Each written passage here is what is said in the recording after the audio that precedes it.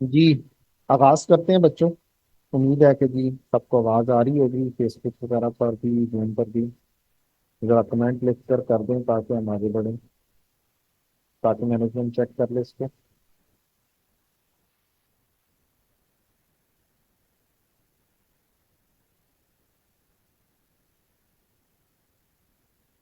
Comment लिख दीजिएगा Facebook से, जूम से।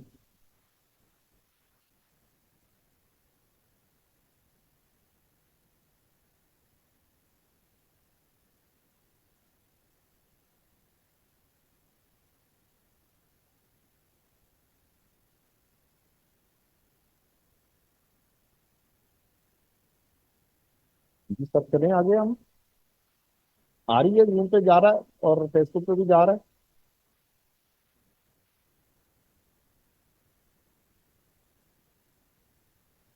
चलो ठीक है, शुरू करते हैं जी। हमने करेक्शन ऑफ एरर के ऊपर एक अच्छा खासा टाइम लगाया, जस्ट फॉर वन पर्पस। एक तो करेक्शन ऑफ एरर का एक मस्त क्वेश्चन आ रहा है, और दूसरा पर्पज ये है कि IAS 8 जो है वो भी एरर्स हैं, और जब तक हमें रूटीन के एरर नहीं आते होंगे तब तक IAS 8 भी हम नहीं कर सकते। क्योंकि बेस उसकी यही तरीकाकार है जो हमें एरर्स आनी चाहिए। अब हम बढ़ते हैं IAS 8 के अंदर। IAS 8 के अंदर दो तीन किस्म के सवाल हैं। एक सवाल है पॉलिसी चेंज से रिलेटेड, एक है प्रायर ईयर एरर से रिलेटेड, और एक एस्टीमेट चेंज। तीन चीजें हैं बेसिकली यहाँ पर। मजीद जो सवालों के अंदर बाइफरकेशन बनती है, एक बनते हैं एक्सट्रैक्ट्स, एक बनता है नोट। एक्सट्रैक्ट्स और नोट। यहाँ पर भी अगर आपने जो अभी मैं हमने रूल सीखा है, क्रेडिट में क्रेडिट ऐड और डेबिट लेस, और डेबिट नेचर में डेबिट ऐड और क्रेडिट लेस, अगर आप उस पर काम करते हैं तो ये वाला स्टैंडर्ड आराम से डील हो जाएगा। एक्सट्रैक्ट्स बड़े आराम से कहीं के भी हों, खास तौर पे इस चैप्टर के, ये बड़े आराम से डील हो जाएंगे। अब दो चीजें, पॉलिसी चेंज और prior years error. Policy change अगर हो तो क्या CD लिखे जाते हैं, ये बताएं। CD, बैलेंस शीट के CD होते हैं या नहीं? बोले CD। चाहे पॉलिसी चेंज हो चाहे एरर चेंज हो, पिछले सालों के एरर हो, करंट ईयर का एरर हो, CD आना ही आना। तो रूल ये है कि आपको करंट ईयर की बात लिखनी है, लास्ट ईयर की बात लिखनी है, और उससे पिछले साल की भी बात लिखनी है।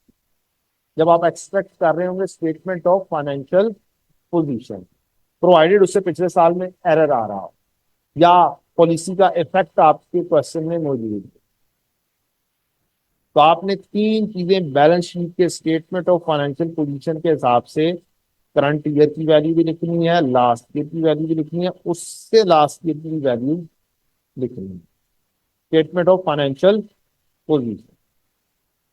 यही चीज है, एरर में भी एक्सट्रैक्ट्स होंगे, चाहे एरर हो प्रायर ईयर की कहानी हो।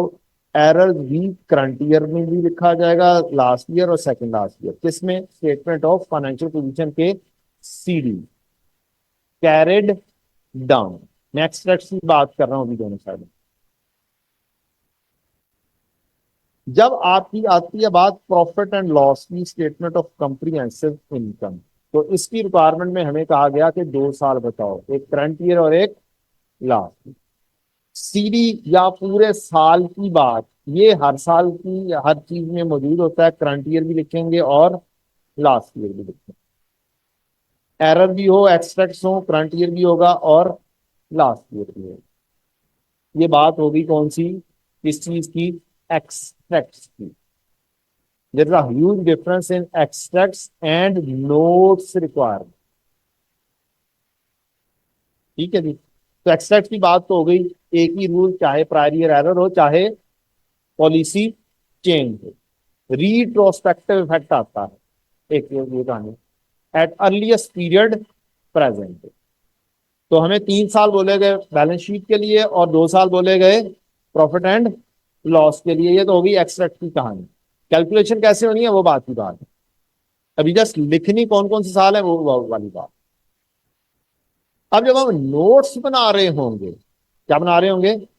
नोट्स बना रहे होंगे। क्या एरर अगर करंट ईयर में किया है और उसको ठीक कर दिया है, तो क्या करंट ईयर के अंदर उसका इफेक्ट ही होगा या नहीं होगा? ये तो एरर खत्म हो गया कहानी। क्या होगी कहानी? खत्म हो गई। तो जो इफेक्ट बताने हैं नोट्स में बताए जाते हैं ओनली इफेक्ट। नोट्स में क्या बताया जाता है? Only effect. और एक्सट्रैक्ट्स बनते हैं दो चीजों के लिए, old value plus effect. Extracts में क्या चीज आती है? Old value plus effect. और नोट्स में क्या चीज आती है? Only effect. कैसे आने हैं ये भी बात करते हैं। अब नोट्स के अंदर करंट ईयर में तो एरर एरर रहता ही नहीं है, एरर खत्म हो जाता है, उसका कोई इफेक्ट होता ही नहीं है। इस वजह से जब आप नोट बना रहे होते हैं और प्रायर ईयर एरर का नोट होता है तो इसका इफेक्ट खत्म हो जाता है, आपने ये करंट ईयर लिखना ही नहीं होता। तो अब कितने सालों के इफेक्ट फिर देने हुए थे? प्रायर ईयर एरर के अंदर लास्ट ईयर का और उससे पिछले साल का। क्योंकि करंट ईयर में एरर एरर नहीं रहा, खत्म हो जाए। ये होगी बात कि हमने लिखना क्या क्या कुछ। एक बात ये होगी। अगली बात, जब आप पॉलिसी चेंज कर रहे होते हैं तो यहां पर एरर तो हुआ ही कोई नहीं। मसलन कॉस्ट मॉडल से फेयर वैल्यू मॉडल पर जा रहे हैं, पॉलिसी चेंज। जब पॉलिसी चेंज है तो इसके अंदर तो करंट ईयर पर भी इफेक्ट आएगा, एरर तो नहीं है इसमें। इसका मतलब करंट ईयर पर भी इफेक्ट आएगा। तो करंट ईयर पे भी इफेक्ट भी आएगा। तो नोट बनाते हुए भी आप क्या करेंगे? इफेक्ट करंट ईयर का लिखेंगे। तो this is the difference between the policy change and prior year error. बाकी चीजें सेम। बाकी एक छोटी सी बात है कि नोट के अंदर सिर्फ इफेक्ट आना है, और जब आपने एक्सट्रैक्ट बना रहे होने हैं तो क्या करना है? Old value plus effect. Done. अब इफेक्ट बनाना कैसे है? एरर ठीक करने आए कहीं बस। तो दो तीन किस्म के सवाल, एक सवाल आएगा आपको नोट का, नोट बनाना आ सकता है। दूसरा सवाल आपको आ सकता है एक्सट्रैक्ट्स का। तीसरा सवाल जर्नल एंट्री का। जो मेजर ज्यादा चीजें जो आ सकती हैं। बाकी तो कोई थ्योरी पूछना चाहे थ्योरी भी पूछ ले, कोई एमसीक्यू पूछना चाहे वो एमसीक्यू भी पूछ ले, उससे तो कोई नहीं है। लेकिन हमने तो देखना है ना कि ज्यादा चीज क्या हो सकती है। चलें जी, अब ये इन तीनों चीजों को हमने कैटर करना। किस तरीके से सॉल्व करना, ये उसका तरीका था। आप रेक्टिफाइंग जर्नल एंट्री बनाएंगे, करेक्शन ऑफ एरर करेंगे एज इफ कि आप जिस साल में एरर है, जिस साल में पॉलिसी चेंज का इफेक्ट है, उस साल में जाकर ठीक कर रहे हैं। ये इसकी बेस होगी। और उसके बाद आपने स्टेटमेंट ऑफ फाइनेंशियल पोजीशन बनानी है, इसमें क्यूमुलेटिव इफेक्ट आता है। ठीक। तरीका वही है। डेबिट नेचर होगी तो डेबिट में डेबिट ऐड और क्रेडिट लेस, और क्रेडिट नेचर है तो क्रेडिट में क्रेडिट ऐड और डेबिट लेस। एक्सपेंसेस में क्या इफेक्ट है? एक्सपेंस की नेचर डेबिट होती है, इनकम की नेचर क्रेडिट होती है, प्रॉफिट की नेचर क्रेडिट होती है, रिटेन अर्निंग की नेचर क्रेडिट होती है। ये पता होनी चाहिए। एंट्री बनाएंगे, इफेक्ट देख लेंगे। आपकी मेन वर्किंग कुछ ऐसे बनाएंगे आप। जितने जितने साल होंगे उनके एरर उन सालों में क्या बैठ के क्या करेंगे? ठीक करेंगे। और फिर अगला स्टेप होगा। चलेंगे, बढ़ते हैं हम एक सवाल की तरफ जो बहुत रिसेंट टाइम में आया, ऑटम 2024 का सवाल। और इसकी पासिंग परसेंटेज थी 16%। स्टूडेंट्स पास हुए इसकी। कितने परसेंट? इस क्वेश्चन में 16% स्टूडेंट पास हुए। मीन स्टूडेंट्स ने इसको अच्छे तरीके से सॉल्व नहीं। करना कैसे चाहिए था, वो अब देखते हैं। सवाल पढ़ते हैं और फिर देखते हैं क्या हमसे होता है या नहीं होता, और किसको किस अंदाज से बड़ी स्पीडीली कर सकते थे।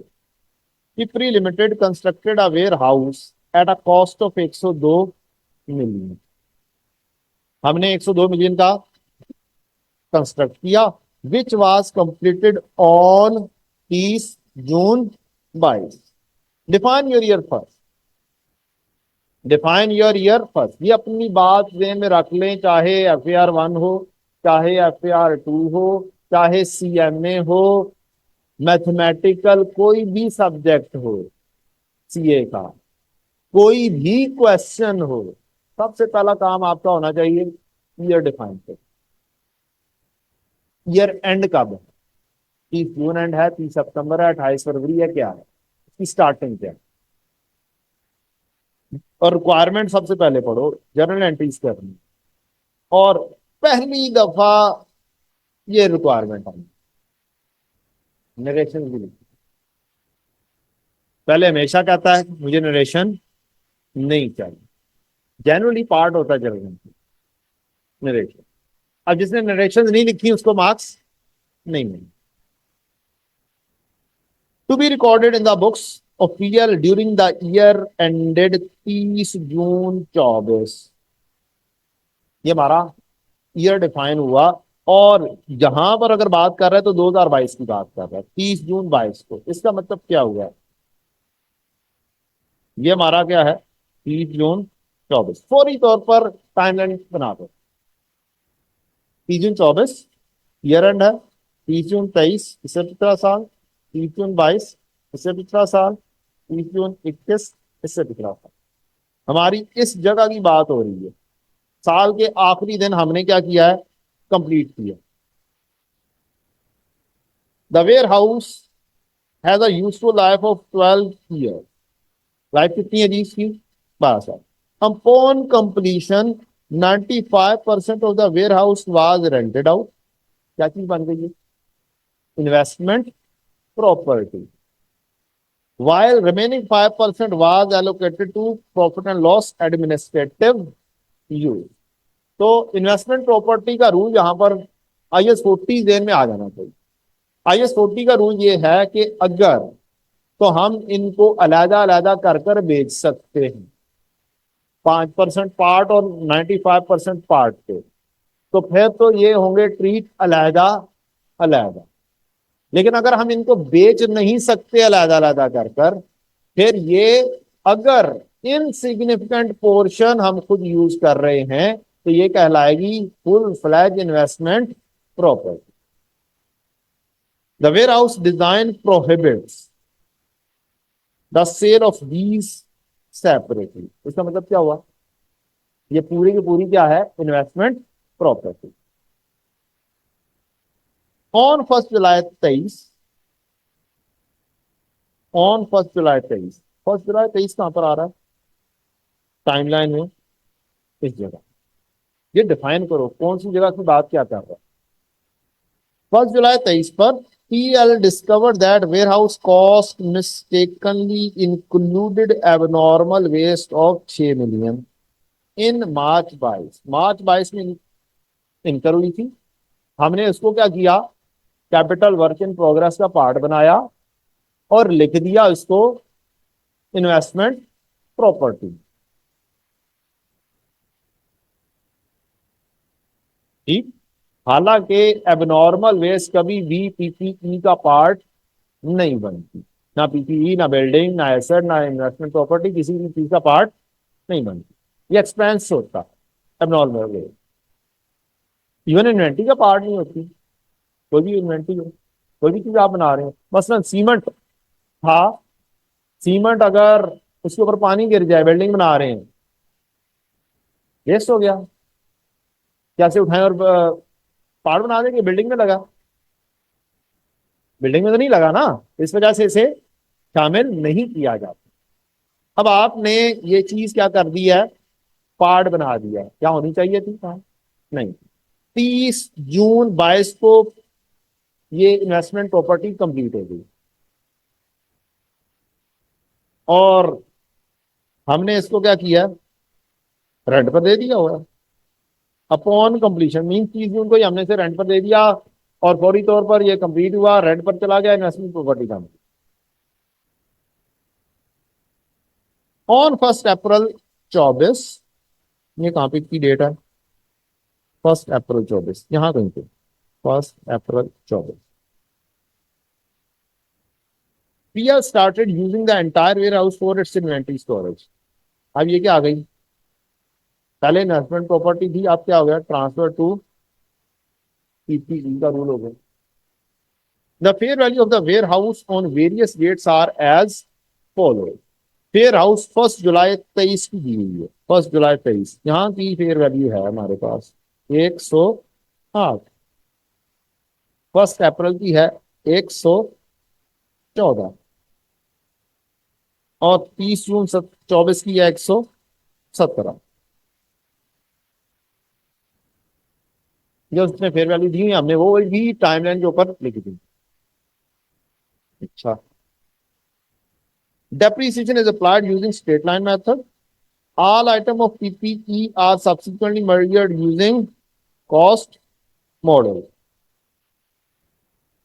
और वेयर हाउस किस पर चल रहा है, immediately also change हो यहाँ पर। Here discovered that warehouse cost mistakenly included abnormal waste. PL corrected this error. हमने क्या किया, इसको एरर को करेक्ट किया immediately and also change the warehouse subsequent measurement to the fair value model. इससे ये पता चला पहले क्या काम कर रहे थे, कॉस्ट मॉडल कर रहे थे, अब क्या कर दी, पॉलिसी चेंज कर कर फेयर वैल्यू को लोगे। अब IS 8 का रूल और पॉलिसी चेंज का रूल ये है कि अगर तो अपना स्टैंडर्ड कुछ बात बता रहा है पॉलिसी चेंज का, तो वो वाला स्टैंडर्ड फॉलो हो। अगर ओरिजिनल स्टैंडर्ड पॉलिसी चेंज के ऊपर गाइडेंस नहीं दे रहा तो IS 8 फॉलो हो। इस मामले में IAS 16 कॉस्ट मॉडल से रिवैल्यूएशन मॉडल में शिफ्टिंग IS 16 गाइडेंस देता है।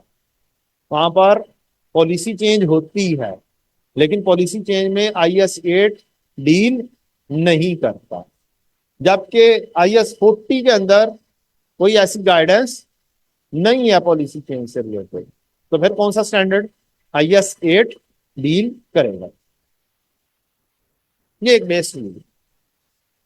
ओरिजिनल स्टैंडर्ड अगर डील कर रहा तो ओरिजिनल स्टैंडर्ड, नहीं डील कर रहा तो IS 8। और IS 16 है हमारे कोर्स में ऐसा जो क्या करता है, पॉलिसी चेंज को डील करता है। IS 16 कॉस्ट मॉडल से रिवैल्यूएशन मॉडल, ना तो IS 40 डील करता, ना ही IS 2 डील करता है। मीन फाइफो से आप एवको जा रहे हो, एवको से फाइफो पे जा रहे हो तो कौन सा स्टैंडर्ड लगेगा, IS 8 लगेगा। और कौन से स्टैंडर्ड में जिसमें पॉलिसी चेंज हो रही है,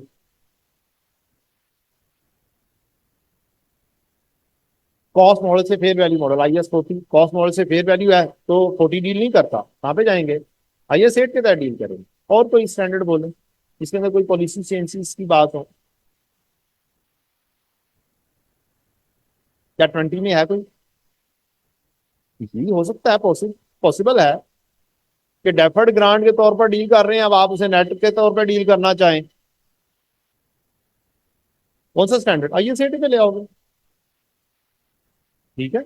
लेकिन चांसेस ज्यादा नहीं है, ज्यादातर चांसेस पॉलिसी चेंज के अंदर होगा कि आपको IS 2 के अंदर डील करवा ले, या कहां पे करवा ले, IS 40 पे डील करवा ले, या डॉज देना है तो फिर किस पे डील करवा ले, IS 16 में डील करवा ले। ये पॉलिसी चेंज हो रही है और लिख के बोले पॉलिसी चेंज है तो फिर स्टूडेंट डॉज खा सकते जी। तो अब हमें डील करना IS 6 IS 8 के तहत पॉलिसी चेंज दी और ये जी बेटा,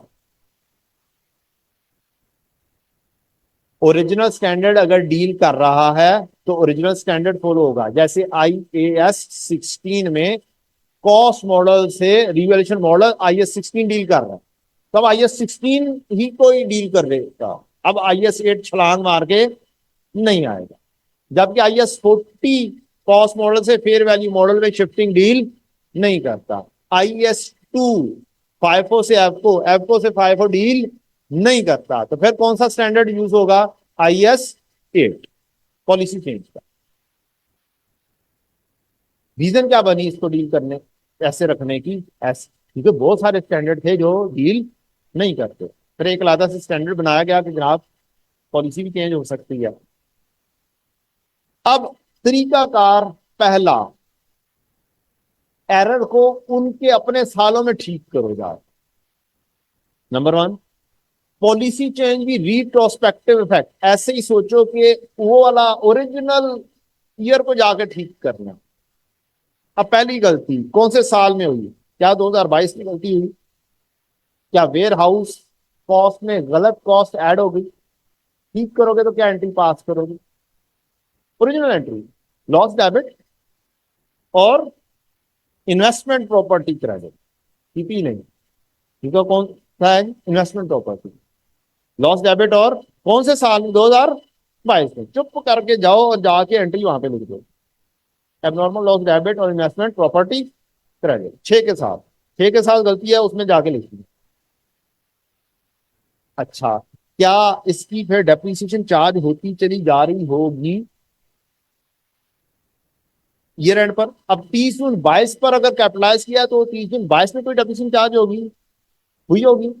नहीं, 30 जून 22 में तो नहीं हुई होगी ना।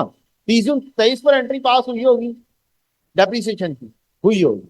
क्या वो ज्यादा चार्ज हो गई होगी? अब हमने जब 6 के साथ रिवर्सल की तो डेप्रिसिएशन भी तो क्या करनी है उसकी? रिवर्स करनी है। तो 6 के ऊपर डेप्रिसिएशन कैलकुलेट करें, 6 तकसीम लाइफ कितना है? 12 साल लाइफ है। कितनी लाइफ है जी? 12 साल। 6 तकसीम 12, 6 तकसीम 12, 6/12.5। 6 की गलती थी ना। गलती कितने की थी? कहां पे लिखा गया? ये 6 मिलियन की गलती। जब आप रिवर्स करेंगे तो इसका मतलब है डेप्रिसिएशन को भी रिवर्स करना है। डेप्रिसिएशन की रिवर्सल की एंट्री, एक्यूमुलेटेड डेप्रिसिएशन डेबिट और डेप्रिसिएशन एक्सपेंस करेक्ट। और एक्यूमुलेटेड डेप्रिसिएशन के साथ एक इन्वेस्टमेंट प्रॉपर्टी भी साथ ही लिख लो जी बेटा। और वो तो पॉलिसी चेंज है। अब यहाँ पे एट अ टाइम दो चीजें आ रही हैं, एरर भी आ रहा और पॉलिसी चेंज भी आ रही। हुआ ये कि पॉलिसी चेंज करने लगे थे, क्या लें, बैठे थे तो कहा कि इसकी चेंजेस करते हैं। तो चेंजेस करते हुए ओरिजिनल कॉस्ट पर गए, ओरिजिनल कॉस्ट के अंदर देखा तो पता चला कि ओ यार एक और कम हो गया, एक और एरर भी हो गया। तो उन दोनों चीजों को हमने ठीक किया है 1 जुलाई पे बैठ के। जब ठीक किया तो वो कह रहा है कि जनरल एंट्रीज करके दिखाओ जो ठीक की है ना, वो जो हमने ठीक की हैं वो तुम करके दिखाओ। रिक्वायरमेंट पड़े ना, prepare the journal entries with narrations to be recorded in books of peer during the year 30 June 24। तो 1 जुलाई के ऊपर हमने एंट्रीज ठीक की हैं। उसने कहा ना हमने ये वाले एरर्स को क्या कर दिया है, करेक्ट कर दिया है इमीडिएटली। इसका मतलब है वो हमसे चाह रहा है कि ये जो करेक्शन किया है ये हमारे साथ में बैठ के किया है, तो ये जो एंट्रीज की है वो भी बताओ। अब आपने 6 की रिवर्सल की पहले नंबर पर, आपने एंट्री पास की investment property credit. Investment property थी अपने कॉस्ट मॉडल पर, इसका मतलब है इजाफी डेप्रिसिएशन चार्ज हो रही थी, 0.5 की हो गई हुई थी, उसकी रिवर्सल करो, एक्यूमुलेटेड डेप्रिसिएशन डेबिट और डेप्रिसिएशन एक्सपेंस क्रेडिट। साथ दरमियान में इन्वेस्टमेंट प्रॉपर्टी की साथ लिख लो ताकि बाद में डील करना आसान हो। डन। क्या 1 जुलाई को अगर हमने ठीक कर दिया है तो इसका मतलब है हमने डेप्रिसिएशन मजीद चार्ज नहीं, 2024 में चार्ज हमने नहीं, कोई डेप्रिसिएशन चार्ज नहीं दिया नहीं। क्या दोनों सालों के अगर उन सालों में बैठ के एरर ठीक किए जाएं तो ठीक हो गए, कहानी क्लोज है। अब अगली कहानी, अब एसेट कितने पर पहुंच गया? कितने पे था? 102 पे था ना। 102 में से 6 निकाल दें तो कितने बच्चे? 102 में से 6 निकाल दें तो अब ये अपनी सही हालत में आ गया 96 की हालत पर। अब 96 की हालत पे आ गया। अब इसकी पॉलिसी चेंज का इफेक्ट देखिए। क्या हमें 30 जून 22 के ऊपर अगर ये कंप्लीट हुआ है तो फेयर वैल्यू तो नहीं दी हुई 30 जून 22 पर, हमने तो फेयर वैल्यू लिख ली हुई है। फेयर वैल्यू कहाँ पे दी हुई है? 1 जुलाई की दी हुई है जो 30 जून पर इफेक्ट करेगी। अब यहां पर इसका मतलब है वैल्यू कितने की है? 96। 96 से इसको लेकर कहां पर जाना है? 100। और पॉलिसी चेंज हो, एरर चेंज हो, डील करना है कि जी शुरू से ऐसे ही चलता चला आ रहा है। जब से एसेट था तब से ही फेयर वैल्यू मॉडल अगर फॉलो हो रहा होता तो क्या हो रहा होता?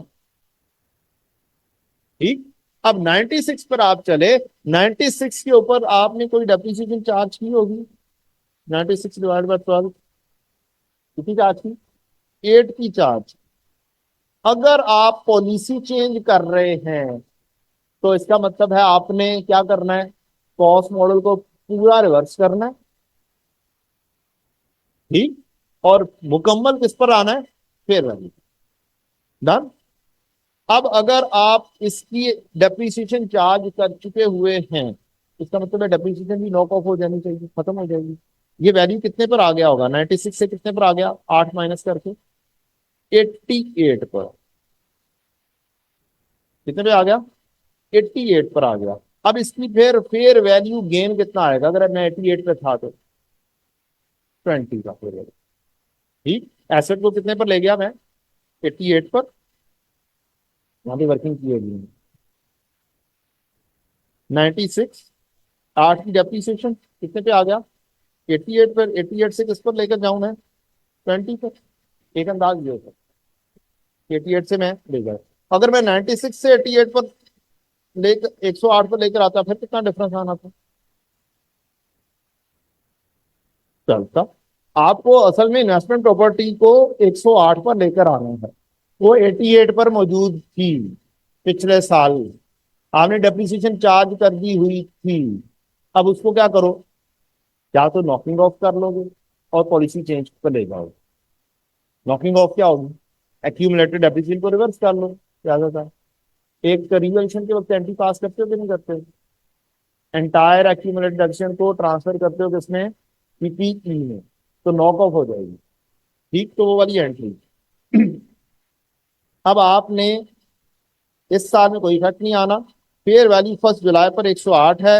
इसके ऊपर लेकर जाना। तो आप इन्वेस्टमेंट प्रॉपर्टी डेबिट करें, फेयर वैल्यू गेन क्रेडिट करें, और एक्यूमुलेटेड एक्शन डेबिट करें और इन्वेस्टमेंट प्रॉपर्टी क्रेडिट करें। ये नॉकिंग ऑफ की एंट्री है।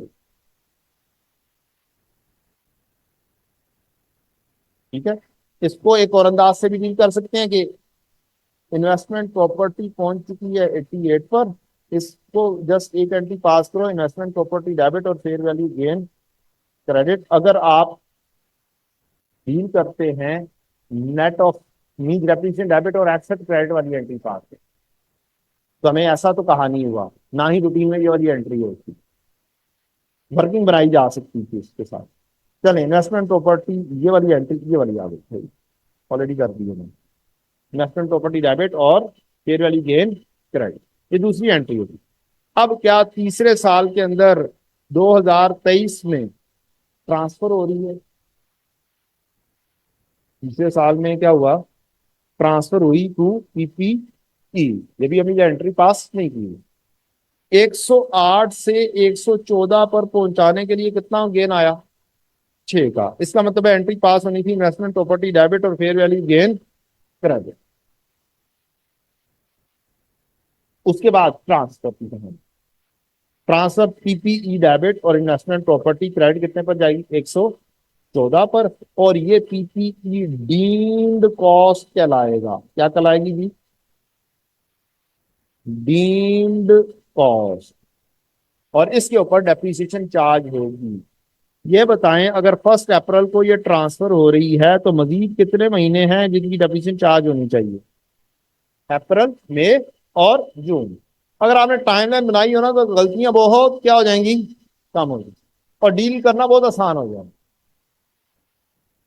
3 महीने की डेप्रिसिएशन चार्ज करें 114 पर, कितनी वैल्यू बनेगी?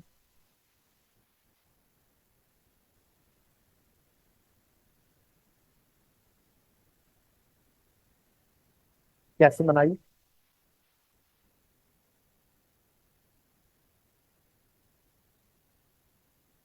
Well done. ये चीज कहानी ये है कि यहाँ पर लाइफ दी हुई है 12 साल, इसमें से 1 साल यहाँ पे कम हुआ और 0.75 यहाँ पर कम हुआ, तो इसकी लाइफ वैल्यू 10.25 रिमेनिंग लाइफ है। रिमेनिंग लाइफ के ऊपर लेकर चल रहा है, वही वाला कॉन्सेप्ट जो आप किसमें करते हैं, रीवैल्यूएशन के अंदर करते हैं। सेम वही वाला कॉन्सेप्ट, रिमेनिंग लाइफ के ऊपर क्या करना है, फ्यूचर में डेप्रिसिएट करना है। तो 114 को आप तकसीम करेंगे 10.25 और 3/12 की डेप्रिसिएशन करेंगे, कितनी आई बेटा, 2.7। डेप्रिसिएशन डेबिट और एक्यूमुलेटेड एक्शन क्रेडिट। अब जनरल एंट्रीज का रूल, बहुत आसान सा रूल। क्या प्रॉफिट एंड लॉस वाले हेड अल्टीमेटली क्लोज हो चुके हैं रिटेन्ड अर्निंग में? दोबारा से, प्रॉफिट कैलकुलेट होके कहां पर जाता है, रिटेन्ड अर्निंग। इसका मतलब पिछले सारे साल कहां पे क्लोज हो चुके हुए हैं, प्रॉफिट एंड लॉस के हेड कहां पे क्लोज हो चुके हुए हैं, रिटेन्ड। तो करंट ईयर की जो तो एंट्रीज है ना यहां पर जो बनाई है, ये तो एज इट इज लिखी जाएगी जर्नल एंट्रीज पर काम करते हैं, क्योंकि हमने एंट्रीज पास करनी। और ये जो पिछले सालों की एंट्रीज हैं, इनके अंदर जहां जहां पे प्रॉफिट एंड लॉस वाले हेड हैं, वहां वहां पर रिटेन्ड अर्निंग का बैलेंस है। क्या आएगा, रिटेन्ड अर्निंग। अब पहली एंट्री जो ठीक करोगे वो एबनॉर्मल वेस्ट की जगह क्या लिखोगे, retained earning. Retained earning debit investment property credit, ये पहली एंट्री हो जाएगी जो आपने 1 जुलाई पर ठीक की। पहली entry retained earning debit investment property credit. दूसरी एंट्री, क्या depreciation expense profit and loss से रिलेट करता है?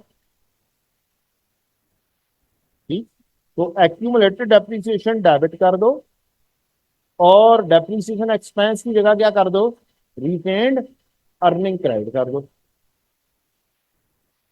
एक्यूमुलेटेड डेप्रीसिएशन डेबिट और रिटेन्ड अर्निंग क्रेडिट, इसको दोनों को नेट ऑफ भी कर सकते थे एंट्रीज को। अगर नेट ऑफ करना चाहें तो ये 6 रिटेन अर्निंग को हिट हो रहा है, ये रिटेन अर्निंग को क्रेडिट हो रहा है, तो 5.5 के साथ भी रिटेन अर्निंग डेबिट हो सकती है।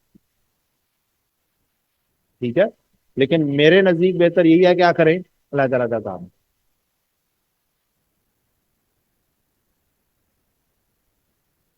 अच्छा जी, ये वाली एंट्री भी हो गई, ये वाली एंट्री भी हो गई।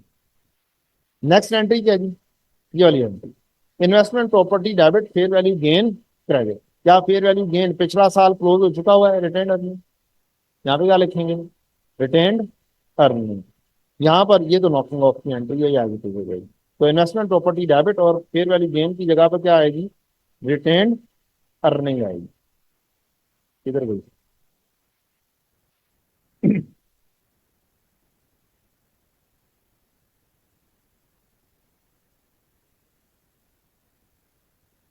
इन्वेस्टमेंट प्रॉपर्टी डेबिट और फेयर वैल्यू गेन 20 का, 20 की एंट्री, या आ गई रिटेन्ड अर्निंग क्रेडिट।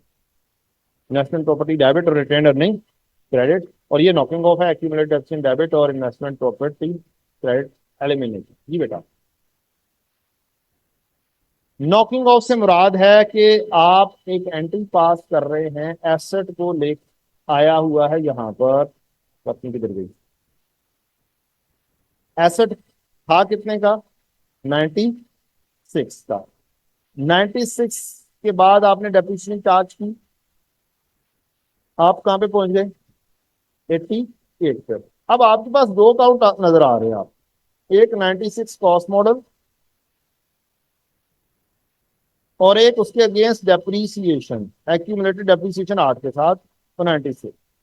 अब दो अकाउंट जब आपके सामने हैं, तब इन दोनों को नेट ऑफ भी तो करना है।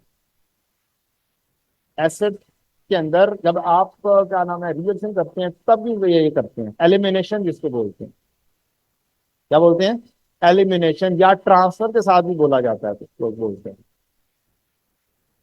ठीक, तो दोनों अकाउंट को नेट ऑफ करने के लिए आपको एक्यूमुलेटेड डेप्रिसिएशन डेबिट और जो सा भी एसेट है, इस वक्त इन्वेस्टमेंट प्रॉपर्टी है, ये आपको एंट्री पास करनी पड़ रही है ताकि आपका एसेट अकाउंट किस पर ऊपर आ जाए, अपनी कैरिंग वैल्यू, और फिर आप उसको ट्रांसफर कर लो फेयर वैल्यू।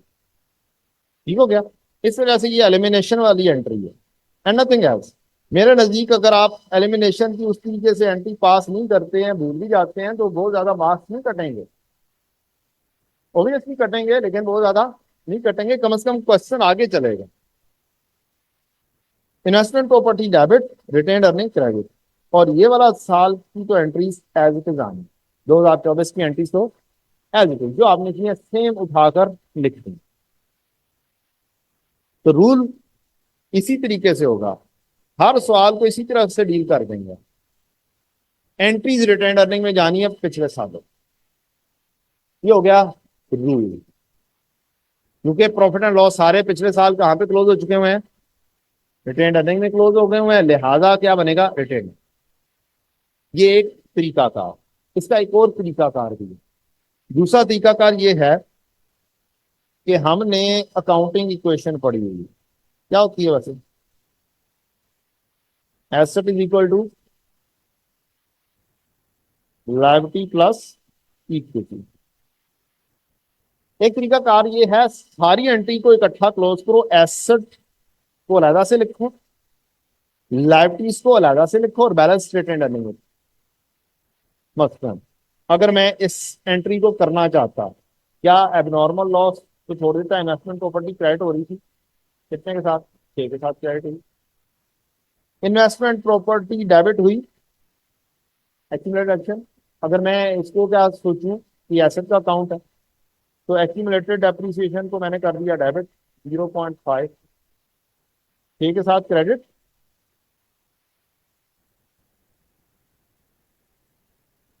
बैलेंस किसमें फेंक दूं,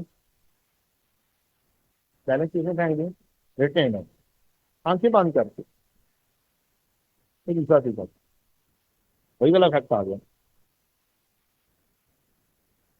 सेम। अकाउंटिंग क्वेश्चन, सिर्फ एसेट और लायबिलिटीज को डील करो, प्रॉफिट एंड लॉस को डील ही ना करो। तो प्रॉफिट एंड लॉस वाली सारी खुद ब खुद क्या आ जाएंगी, बैलेंसिंग आ। पास में लग गई। पिछले सालों को सिर्फ बात कर रहा हूं मैं, करंट ईयर को नहीं शामिल करना, करंट ईयर की एज इट इज लिखनी है एंट्री। तो ये दूसरा तरीका कार है अकाउंटिंग क्वेश्चन। जी, यहां तक कोई थोड़ी सा फाका हुआ, हल्का फुल्का सा रीसेंट टाइम के उसको, यहाँ कोई बात नहीं है अभी, पासिंग मार्क्स तो ले सकते हो, फिर पासिंग मार्क्स लेने चाहिए, सब आओ, कोई मसला नहीं है। दूसरी कहानी कौन सी डील होनी चाहिए, नंबर 1 एक्सपेक्ट, नंबर 2 नो। दो सवाल सिर्फ सिर्फ आप कर लें तो ये वाले सारे मसले सॉल्व हो गए, पूरी कहानी आपको डील कर सकते हैं। एक मैं डील डिस्कस करने लगा हूं वंडर लिमिटेड, और एक सवाल लिख दिया हुआ है मैं पीडीएफ के अंदर, उम्मीद आ जाएगा, मार्वलस लिमिटेड। ये सब दो सवाल कर लें जो आपकी पूरी कहानी की रिवीजन हो सकती है, पूरा आईएसए। सिर्फ सिर्फ दो पास पेपर, पास पेपर्स की बात कर रहा हूँ। ये स्टडी टेक्स्ट की एग्जांपल्स के हिसाब से देखें तो 7 और 8 बनती है, और स्टडी टेस्ट की एग्जांपल के हिसाब से देखें तो ये बनता है एग्जांपल नंबर 10।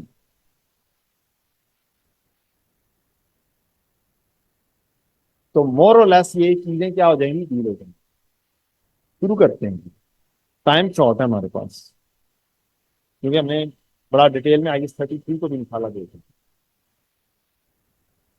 जी। रेलेवेंट क्या बनाने हैं, एक्सट्रैक्ट्स बनाने हैं, including comparative figure for the year ended 30 जून 12। और आपको extract statement of financial position, profit and loss, change in equity सबके बनाने हैं, और करेक्शन ऑफ एरर नोट भी है। पॉलिसी नोट को अलग से डील कर लेंगे। Wonder Limited is engaged in the manufacturing and sale of textile machinery. Following are the draft extracts of the draft extracts of the statement of financial position and statement of profit and loss for the year ended 30 June 15। PPE है, retained earnings है, statement of profit and loss है for the year. कहता है following additional information has not been taken into account in the preparation of above financial statement. Cost of repair amounting to 20 million was erroneously debited to machinery account. Machinery account में ज्यादा लिखा गया। क्या करना चाहिए? Machinery को credit और repair को डेबिट। कौन से साल में? 1 अक्टूबर 13। तो अगर आप साल बना लो, ईयर एंड डिफाइन करो, तो ईयर एंड डिफाइन करो तो क्या बनता है? 30 जून। ये शायद 30 जून 15 लिखा जाना चाहिए। 30 जून 15। अगर आप 30 जून 15 लिखें, इसका पिछला साल 30 जून 14, उससे पिछला साल 30 जून 13, और गलती कहाँ पे हुई है? 1 अक्टूबर 13, 30 जून 13 के बाद यहां पर डिफाइन हो गया। गलती कहाँ पे है? पिछले साल। गलती कहाँ पे है? मीन उससे पिछला साल इफेक्ट नहीं हो।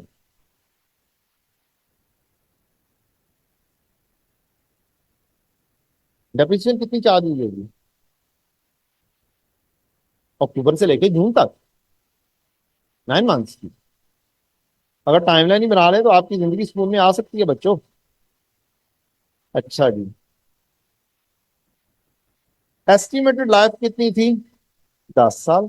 On 1 July 14, WL reviewed the estimated useful life of the plant and revised it from 5 years to 80। Change in estimate भी आ, change in estimate current year में ही डील किया जाता है, इसने पिछले सालों में नहीं था। The plant was purchased on 1 July 13 eight a cost of 70 million।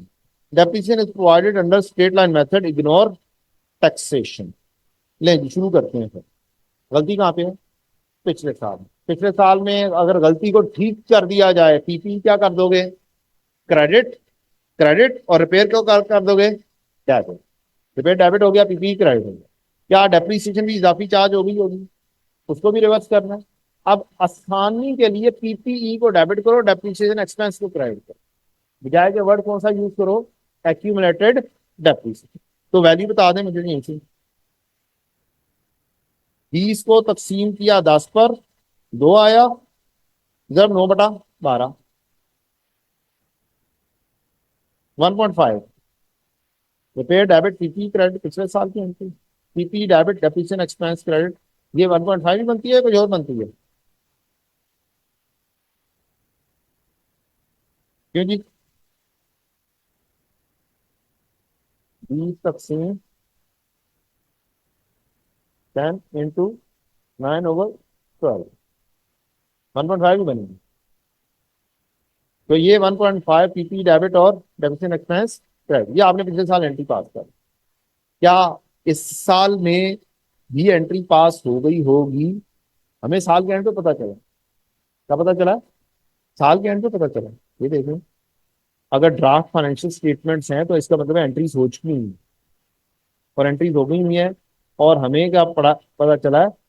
Following additional information has not been taken into account in the preparation of above financial statement. इसका मतलब एंट्रीज हो गई, गलत हो गई।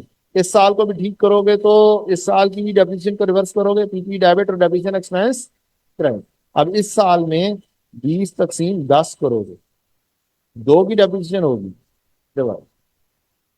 ये आपकी कहानी आ गई एरर को ठीक करना।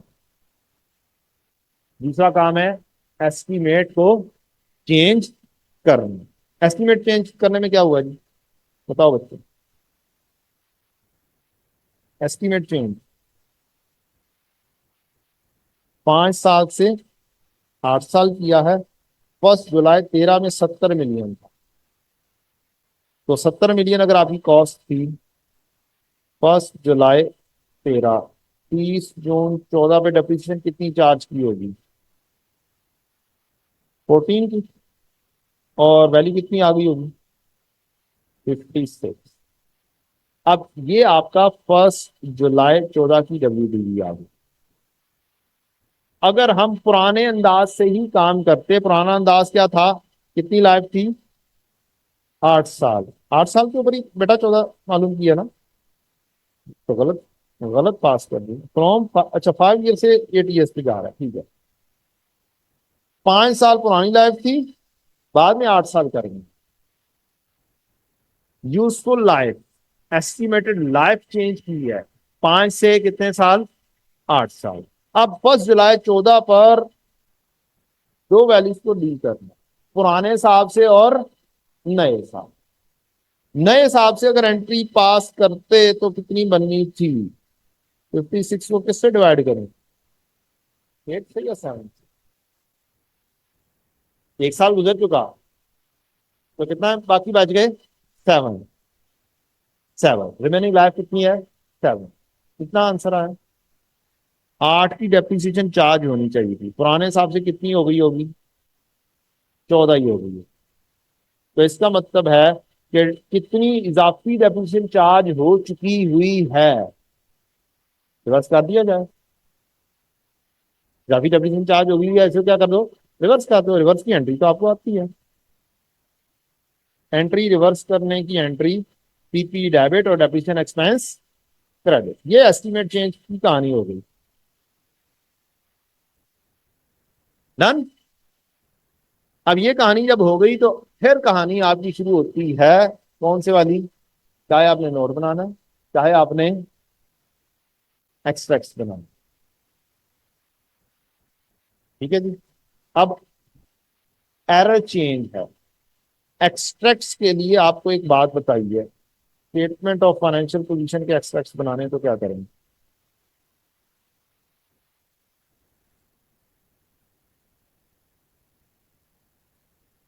Front year, last year, second last, बताना है, फ्रंट ईयर, लास्ट ईयर और क्या सेकंड लास्ट ईयर में एरर है ही नहीं एरर, इस वजह से प्रेजेंट नहीं, सेकंड लास्ट ईयर में एरर होता तो प्रेजेंट होना। अब इसका मतलब फिर मेरे पास है ही करंट ईयर और लास्ट ईयर। वर्किंग कैसे होगी जी, एक्सट्रैक्ट में पुरानी वैल्यू प्लस इफेक्ट, एक काम करके बताने लगा, कौन कौन से हेड इफेक्ट हो रहे हैं देख के बताओ। क्या पीपी इफेक्ट हो रहा है, बोले, क्या पीपीई से रिलेटेड पुरानी वैल्यू क्वेश्चन में मौजूद है, करंट ईयर लास्ट ईयर दोनों, ओल्ड वैल्यू 130, न्यू वैल्यू 189। एक छोटा सा concept, PPE debit cash credit 100, इसकी डेप्रिसिएशन चार्ज हुई होती से 10, सीडी कितना आना था, 90। एसेट अकाउंट अपनी बुक वैल्यू पे बना रहा, बीडी कितना होता, 90। एक और डेप्रिसिएशन चार्ज होती 10, सीडी कितना होता, 50। अब अगर मैं यहां पर कहता हूं कि यार डेप्रिसिएशन गलत चार्ज हो गई है, एक वैल्यू मजीद चार्ज होनी चाहिए थी 5 की, या कोई और एंट्री आनी चाहिए थी, चले मैं इधर नहीं लिखता, मैं कहता हूं कि डेप्रिसिएशन सही कैलकुलेट हुई है लेकिन मैंने 5 डेबिट गलत कर दी। क्या अगर मैं 5 डेबिट करूंगा तो क्या ये 90 95 बन जाएगा कि नहीं, बोलें, बनेगा। क्या ये ओपनिंग भी 5 से चेंज होना चाहिए कि नहीं, अगर ये चेंज होगा तो क्या यहां पर भी 5 से चेंज आएगी कि नहीं आएगी। तो यहां से एक चीज लर्न हुई कि जब आपने स्टेटमेंट ऑफ फाइनेंशियल पोजीशन करनी है तो अगर 1 साल के अंदर इफेक्ट आना है, सेम उससे अगले साल में भी इफेक्ट लेंगे, किसमें, statement of financial position, only statement of financial position आएंगी। स्टेटमेंट ऑफ फाइनेंशियल पोजीशन के एक्सट्रैक्ट फिर कैसे बनाओगे, नोट आ गया, एक्सट्रैक्ट किधर बनेंगे, स्टेटमेंट ऑफ फाइनेंशियल पोजीशन के एक्सट्रैक्ट, ये आ गया। आपने क्या करना है, पीपीई लिखना है, पीपीई के बाद आपने 2015 2014 लिखना है, या बल्कि ऊपर बनाकर दिखाता हूँ, ज्यादा अच्छा बनेगा। एंट्री जहाँ पे पुरानी वैल्यू बताएं, 2015 लिखा, 2014 लिखा, इसमें ओल्ड वैल्यू कितनी कितनी थी क्वेश्चन के अंदर? पीपी कितना था जी? 130 एंड 189। 130 एंड 189, आपने यहाँ पे लिखा ओल्ड वैल्यू पुरानी 130 189। चेक करने सही लिखा है मैंने या गलत लिख दिया? 14 और 15 की वैल्यू सही लिखी है या गलत लिखी है? सही लिखी है। अच्छा, ये पुरानी वैल्यूज लिखी है। अब आपने पुराना साल पिक करना। पुराना साल 14 या 15? 14। पीपीई क्या क्रेडिट हो रहा है? पीपीई की नेचर क्या है? डेबिट में क्रेडिट क्या होता है? लेस। क्या पीपीई डेबिट भी हो रहा है? 1.5 के साथ। तो पीपीई क्रेडिट हुआ -20, पीपीई डेबिट हुआ 1.5 डेबिट। जोन सा इफेक्ट करंट ईयर में है वो उससे अगले साल में भी आएगा। तो इसका मतलब है ये इफेक्ट यहां पर भी करेगा। ये 14 का इफेक्ट है, 14 का इफेक्ट 15 में भी जाए।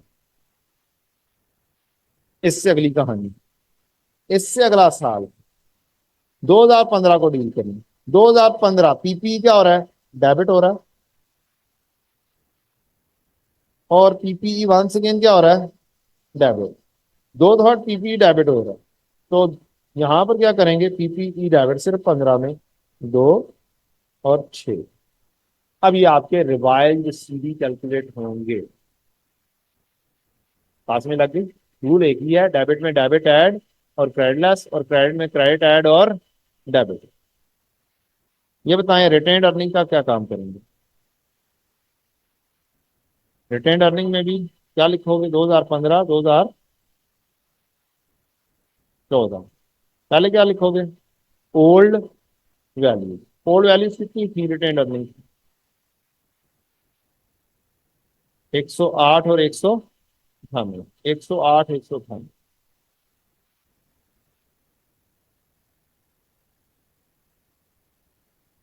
अब रिटेन्ड अर्निंग को कौन से हेड ने इफेक्ट करना है? पीपीई के या प्रॉफिट एंड लॉस वाले?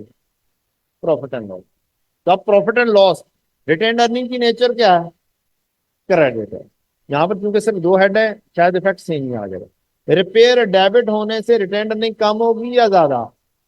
कम होगी। रिटेन्ड अर्निंग कम हो जाएगी, माइनस। और डेप्रिसिएशन एक्सपेंस के क्रेडिट होने से -20 प्लस 1 -20 प्लस 1.5। क्या ऐसा भी पॉसिबल है कि कोई एंट्री ऐसी आए जिसके अंदर पीपी तो इफेक्ट हो रहा हो लेकिन रिटेन अर्निंग इफेक्ट ना हो रहा हो? मसलन चेंज की एंट्री हो, investment property debit, PP credit. तो पीपी तो क्रेडिट हो रहा होगा, रिटेन अर्निंग इफेक्ट नहीं हो। लिहाजा यहाँ पर इफेक्ट ये देख के कि सेम इफेक्ट आ रहा है, हर दफा सेम होगा, ऐसा काम नहीं कर। एंट्रीज बनानी है और उसका इफेक्ट लेना है। -20 प्लस 1.5 कौन सा साल हो गया? 2014। 2015। 2015 के अंदर प्रॉफिट एंड लॉस की कहानी, दो के साथ क्या हो रहा है? क्रेडिट। 6 के साथ क्या हो रहा है? क्रेडिट। क्रेडिट में क्रेडिट क्या होता है? ऐड। +6 +2 +6। ये इसकी रिवाइज वैल्यूज आ जाएंगी।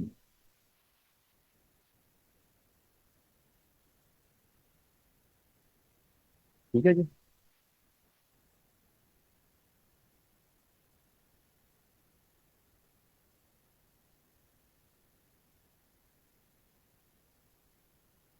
नोट में क्या करोगे? किसी का नोट बनाना होता है, नोट में आपको इफेक्ट बताना है। क्या बताना होता है? इफेक्ट बताना है। नोट के अंदर सिर्फ और सिर्फ ओल्ड वैल्यू को छोड़ दो, और सिर्फ सिर्फ अब कौन सा इफेक्ट देना होगा? लास्ट ईयर का एरर है, करंट ईयर का नहीं लेना होगा। ठीक है। तो सिर्फ और सिर्फ 2014 का नोट के अंदर कहानी आएगी। नोट किधर गया? नोट, नोट बनाओ भाई, नहीं सबसे पहले बना हुआ था। Statement of financial position, retained earning के अंदर effect 2014 last year, current year में बात ही नहीं आ रही। बैलेंस शीट के अंदर करंट ईयर लास्ट ईयर होना था और सेकंड लास्ट ईयर, एरर की कहानी। रिटेन्ड अर्निंग के अंदर इफेक्ट, क्या क्यूमुलेटिव इफेक्ट आएगा या नहीं? बोलें, इफेक्ट कितना बन रहा है? ये सिर्फ सिर्फ 2014 का इफेक्ट है, -20 प्लस 1.5। आप 2014 वहां पर लिखेंगे और इफेक्ट बना देंगे, -20 प्लस 1.5 इक्वल टू -18.5। माइनस का मतलब ये क्या हो रहा है? रिटेन्ड अर्निंग डिक्रीज में। क्लियर होगी कहानी? इंक्रीज डिक्रीज की कहानी का पता चल गया, इफेक्ट का पता चल गया। उम्मीद है आप डील अब कर लेंगे इंशाल्लाह। इफेक्ट में साथ बताना होता है ये इंक्रीज आ रहा है या डिक्रीज है। ये हमने कौन सी बात की है? Statement of financial position. Statement of financial position के एक्सट्रैक्ट हो गए, स्टेटमेंट ऑफ फाइनेंशियल पोजीशन के नोट की कहानी में कौन सी बात रह गई है जी? प्रॉफिट एंड लॉस के एक्सट्रैक्ट्स और प्रॉफिट एंड लॉस की कहानी। एंट्रीज बेसिक क्या है? प्रॉफिट एंड लॉस का काम करना होगा तो पुरानी वैल्यूज प्रॉफिट एंड लॉस की चाहिए। क्या चाहिए? पुरानी वैल्यू। ये बताएं, जब आप एक्सट्रैक्ट्स बना रहे होंगे तो फिर क्या रूल्स हैं? करंट ईयर का भी प्रॉफिट एंड लॉस होता है और लास्ट ईयर का भी होता है। तो आप क्या करेंगे? स्टेटमेंट ऑफ कॉम्प्रिहेंसिव इनकम में बनाते हुए प्रॉफिट आफ्टर टैक्स की ओल्ड वैल्यू चाहिए आपको, और इसके अंदर क्यूमुलेटिव इफेक्ट नहीं आता। 2015 2014, 2015 की ओल्ड वैल्यूज क्या क्या हैं? ओल्ड वैल्यू क्वेश्चन में दी हुई है। कितना है जी प्रॉफिट? 14 का 78, 15 का 90, 78 किधर गई?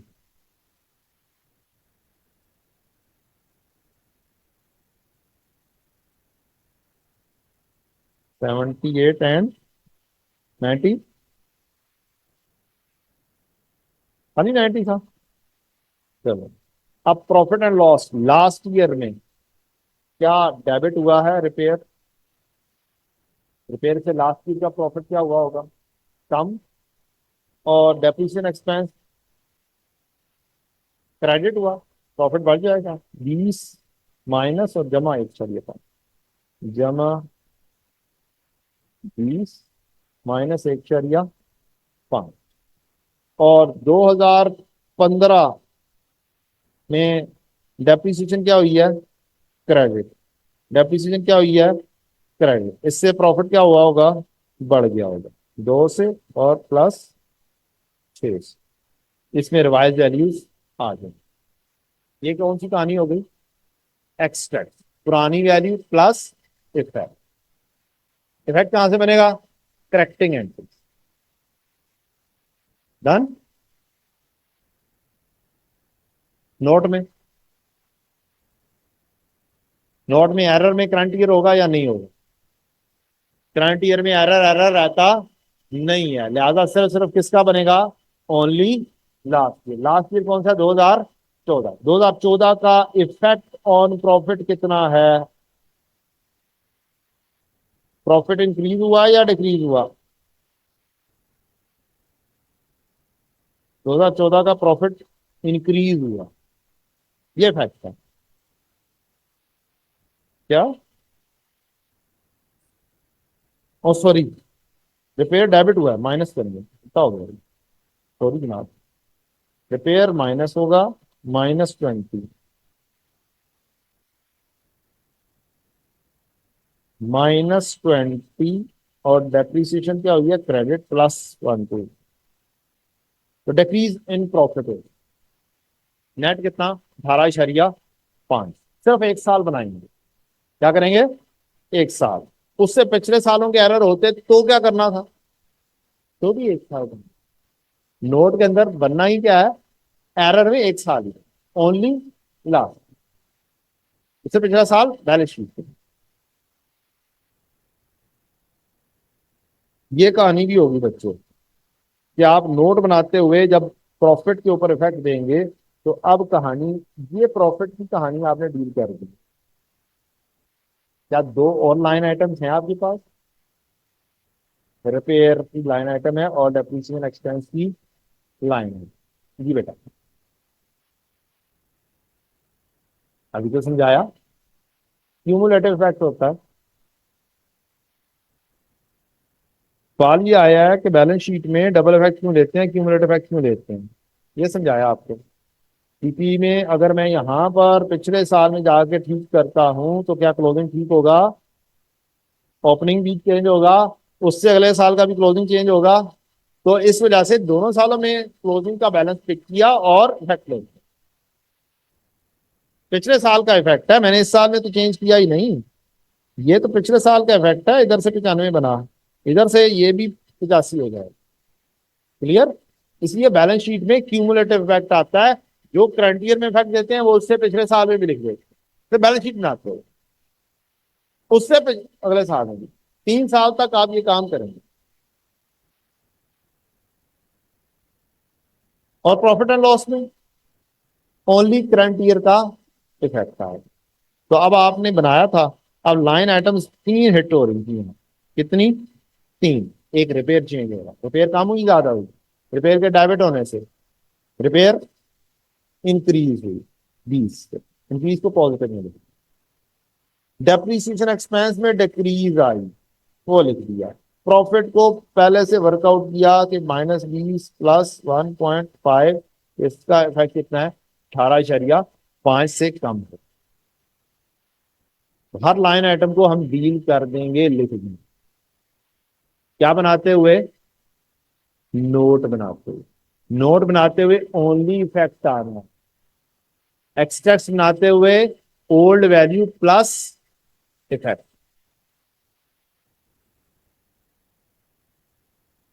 जानो वही कहानी, आखिरी कहानी कौन सी रह गई है, changes in equity, retained earning. Retained earning ये बताएं, रिटेन्ड अर्निंग स्टार्ट कहां से होती है, करंट ईयर 31 जून 15, लास्ट ईयर 30 जून 14, एक उससे last year, second last year 30 June 13। You need the value of 30 जून 13। क्या क्वेश्चन में 30 जून 13 है,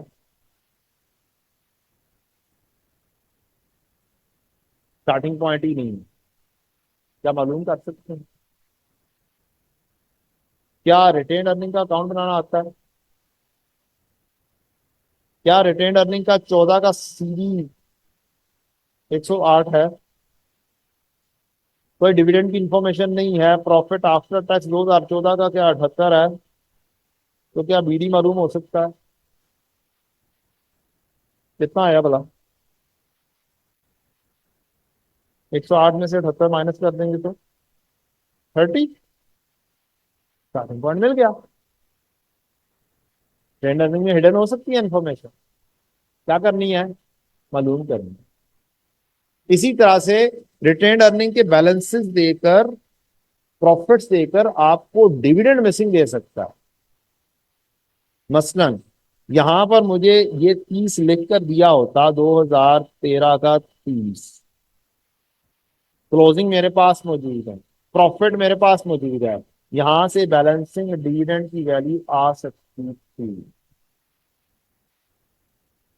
देयर इज अ पॉसिबिलिटी, ऐसे सवाल मौजूद हैं जिसके अंदर क्या है, डिविडेंड मिसिंग। तो आप रिटेन्ड अर्निंग का अकाउंट बना लें, सीडी को सीडी में लिखते हैं, प्रॉफिट को प्रॉफिट की जगह पर लिखते हैं, पुराने हिसाब से जो सी चीज हो चुकी हुई है वहां से चीजों को कैलकुलेट करेंगे, या डिविडेंड मिसिंग मिल जाएगा या ओपनिंग मिसिंग मिल जाएगा। तो ये आपका स्टार्टिंग पॉइंट आया।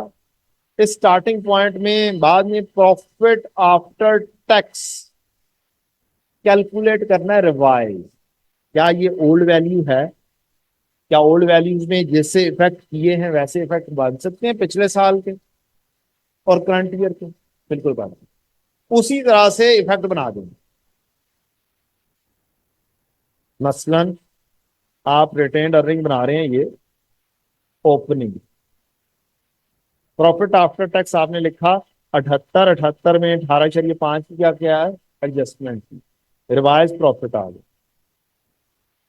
इसी तरह से 2015 का ओल्ड प्रॉफिट लिखा, उसमें इफेक्ट ऑफ प्रॉफिट एडअप किया, रिवाइज प्रॉफिट आ गया और प्रेजेंट।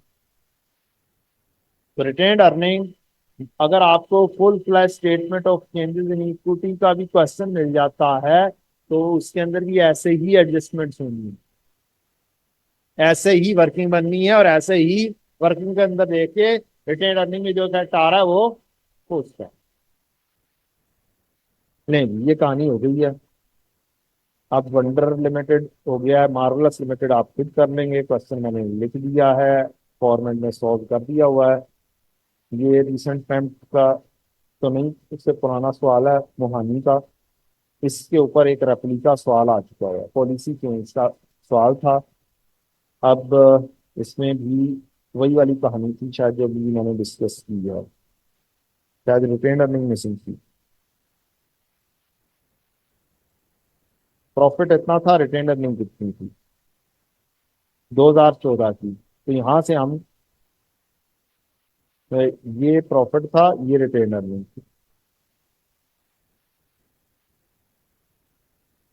चलें थोड़ी सी कहानी, फाइफो से किस पर जा रहे हैं पॉलिसी चेंज में?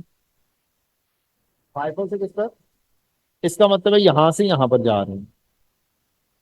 डन। ये बताएं, यहां से यहां पर आते हुए क्लोजिंग स्टॉक इंक्रीज हुआ या डिक्रीज हुआ? 1.5 से यहां से यहां पर आते हुए कितना?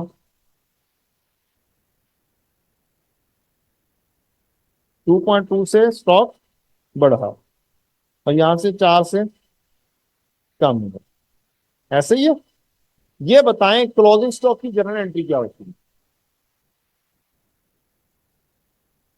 स्टॉक डेबिट और कॉस्ट ऑफ सेल्स क्रेडिट, यही होती है। क्लोजिंग स्टॉक बढ़ेगा, प्रॉफिट बढ़ेगा या कम होगा? मींस ये वाली एंट्री पास की, स्टॉक डेबिट और कॉस्ट ऑफ सेल्स क्रेडिट मजीद की, कॉस्ट ऑफ सेल्स के क्रेडिट होने से अगर बढ़ेगा तो ये एंट्री पास करेंगे ना। कॉस्ट ऑफ सेल्स के क्रेडिट होने से नेट प्रॉफिट बढ़ेगा कम होगा? बढ़ गया। तो इसका मतलब ये हुआ, जो स्टॉक है क्लोजिंग स्टॉक अगर इंक्रीज होगा नेट प्रॉफिट भी क्या होगा? क्लोजिंग स्टॉक कम होगा नेट प्रॉफिट भी क्या होगा? ओपनिंग स्टॉक की एंट्री क्या होगी? ओपनिंग स्टॉक इसकी उलट होती है। ओपनिंग स्टॉक की एंट्री होती है कॉस्ट ऑफ सेल्स डेबिट और स्टॉक क्रेडिट। तो अगर ओपनिंग स्टॉक बढ़, एक साल का क्लोजिंग अगले साल का क्या होगा? ओपनिंग। अगर क्लोजिंग स्टॉक बढ़ेगा तो ओपनिंग भी क्या होगा? बढ़ेगा। तो अगर ओपनिंग स्टॉक बढ़ेगा तो नेट प्रॉफिट क्या होगा? कम। Inverse relationship. और क्लोजिंग स्टॉक का डायरेक्ट रिलेशन, ओपनिंग स्टॉक अगर कम होगा तो नेट प्रॉफिट भी क्या होगा? इंक्रीज होगा। Inverse relation. तो एक साल का क्लोजिंग अगले साल का क्या होगा? ओके। अब ये बताएं क्लोजिंग स्टॉक कम हुआ तो प्रॉफिट क्या होगा? कम, इन तीनों सालों का, 13, 14 और 15। अगर 13 का क्लोजिंग है तो 14 का क्या होगा? ओपनिंग। ओपनिंग 1.5 से कम होगा तो प्रॉफिट क्या होगा? बढ़ जाए। तो उसका तरीकाकार ये है कि आप वर्किंग बनाएं और वर्किंग के अंदर ना 3 साल ऐसे ले, 1.5 से प्रॉफिट कम तो अगले साल का प्रॉफिट बढ़ जाए। इसी तरह से अगले साल का प्रॉफिट बढ़ा तो उससे अगले साल का प्रॉफिट क्या हो जाएगा? कम। ठीक है, ये अंदाज होगा आपका इफेक्ट बनाना। उम्मीद तो है कि जी आपका ये वाला काम हो गया। ये देखेंगे कितनी इंपॉर्टेंस है हमारी स्टडी टेक्स्ट के क्वेश्चंस को करने। अभी कौन सा सवाल देखा? मोहानी की कहानी। ये क्या किया हुआ? क्या ऑटम 23 में उसी सवाल का रेप्लिका आ गया? आ गया। मीन्स अगर आपने पास पेपर अच्छे से किए हो, स्टडी टेस्ट की एग्जाम्पल अच्छे से की हो, तो आप आराम से क्या कर सकते हैं, उन चीजों को डील कर सकते हैं। रेप्लिका है, इसमें कहां से कहां पे जा रहा है? फाइफो से एफको पे जा रहा है। वही वाली कहानी करनी है, प्लीज या प्लीज फाइंड। इस सवाल को मैं डिस्कस नहीं कर रहा, मुझे नोट डिस्कस करना है पॉलिसी चेंज का। ये भी एक सवाल है, स्टडी टेस्ट की एग्जाम्पल भी है, और ऑटम 21 का FAR 2 का ये सवाल था। हमें रिटेन अर्निंग्स मुकम्मल दे दी गई थी 2018, सितंबर 18, डिविडेंड दिया 18 का, कंप्रीहेंसिव इनकम प्रॉफिट आ गया, और अगले साल का प्रॉफिट आ गया। कहता क्या है? ऑन 1 जनवरी 18 हमने बिल्डिंग एक्वायर की थी 200 मिलियन की, and had rented it out on the same day for 3 year. हमने क्या किया? बिल्डिंग ली, इसकी कॉस्ट 200 मिलियन थी, और हमने इसको रेंट पर दे दिया। मीन ये क्या बन गई? Investment property. 31 दिसंबर 20 पर tenant vacated the building and decided to transfer it head office to such building. हम हेड ऑफिस में शिफ्ट कर रहे हैं, मींस इन्वेस्टमेंट प्रॉपर्टी से किस पर चले गए? हम PPE पर जा रहे हैं। Finance manager war considering the reporting implication of change in use of building. He came to know that building was erroneously been reported as PPE since its inception से ही लेके, and was being depreciated on straight line basis over 20 years. The fair value of the building has increased by 10% in each since acquisition. ZL follow cost model of PPE and fair value model of investment property. Error की कहानी है, error note है। गलती को ठीक कैसे करना है? उसके साल में जा, कौन से साल में गलती हुई? ईयर एंड क्या है? 31 दिसंबर 20, उससे पिछला साल 31 दिसंबर 19, उससे पिछला साल 31 दिसंबर, कितने साल? 3 साल। 3 साल के अंदर क्या गलतियां हो चुकी हुई हैं? हमें लिखना क्या चीज थी? Investment property. हम लिख किस पर गए हैं? PPE पर। पहली एंट्री अगर मैं जाकर 2018 में ठीक करूं तो क्या बनेगी? Correction entry. जो गलती हुई है उसको ठीक कर दो, रिवर्स कर दो। इन्वेस्टमेंट प्रॉपर्टी नहीं लिखी गई, क्या कर दो? इन्वेस्टमेंट प्रॉपर्टी लिख दो, डेबिट हो गई। क्या PPE गलत लिखा गया? क्या कर दो फिर? क्रेडिट कर। तो ये वाली एंट्री पास कर दी आपने, ये PPE debit 2018, investment property debit, कर दिया।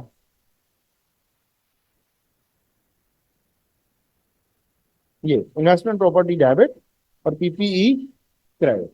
PPE की डेप्रिसिएशन भी चार्ज हो रही थी, उसको भी क्या कर दो? रिवर्स कर दो।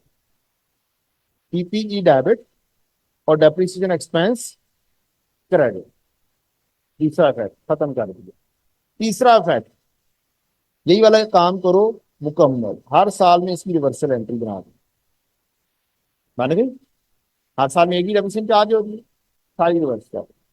अब इसकी वैल्यू किस पर आ चुकी हुई है? रिवर्स होके अपनी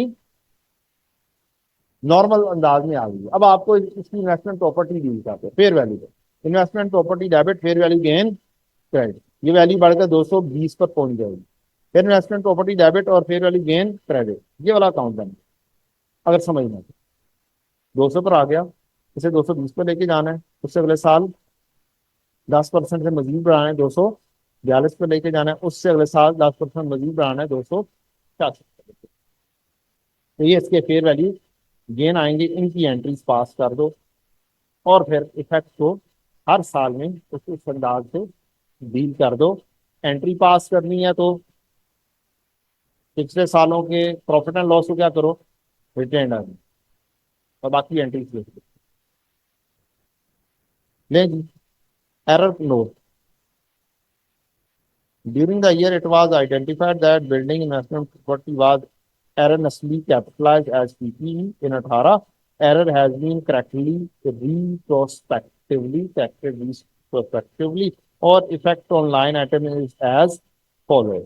आप इफेक्ट क्या करेंगे, करंट ईयर के अंदर इफेक्ट नहीं बताएंगे, लास्ट ईयर और सेकंड लास्ट ईयर का इफेक्ट बताएंगे। और इसी तरह से effect on statement of profit and loss current year नहीं करेंगे, सिर्फ सिर्फ क्या करेंगे, लास्ट ईयर। पॉलिसी चेंज होती तो इस साल में भी आ जाए, करंट ईयर के अंदर इफेक्ट नहीं है। वंस अगेन पीपीई के अंदर इफेक्ट आ रहा है, इन्वेस्टमेंट प्रॉपर्टी में इफेक्ट आ रहा है, और रिटेन अर्निंग में इफेक्ट। काम वही करेंगे जैसे अभी सीखा, 2 साल लिखेंगे, दोनों सालों में क्यूमुलेटिव इफेक्ट आएगा।